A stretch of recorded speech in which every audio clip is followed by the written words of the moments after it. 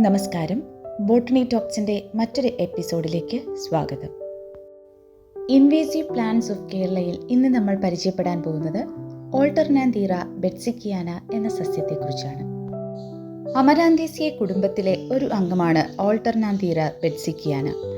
മലയാളത്തിൽ ചെറുചീര, കാട്ടുപൊന്നാങ്കണ്ണി എന്നീ നാമങ്ങളിലാണ് ഈ സസ്യം അറിയപ്പെടുന്നത്. കാലിക്കോ പ്ലാന്റ് എന്നതാണ് ഇംഗ്ലീഷിലെ ഇതിൻ്റെ പൊതുവായ നാമം. കേരളം ഉൾപ്പെടെയുള്ള സൗത്ത് ഇന്ത്യൻ സംസ്ഥാനങ്ങളിൽ അതിവേഗം വ്യാപിച്ചുകൊണ്ടിരിക്കുന്ന ഒരു കളയാണ് ഓൾട്ടർനാന്തീറ ബെറ്റ്സിക്കിയാന. ഇതിൻ്റെ ഇലകൾ പച്ച നിറത്തിലും ചുവപ്പ് നിറത്തിലും ഇളം ചുവപ്പ് നിറത്തിലുമൊക്കെ ധാരാളമായി കണ്ടുവരുന്നുണ്ട്. ഉപ്പുവെള്ളത്തിൽ ജീവിക്കാൻ കഴിവുള്ള ഇനങ്ങളെയും ഇതിൻ്റെ കൂട്ടത്തിൽ നിന്നും കണ്ടെത്തിയിട്ടുണ്ട്.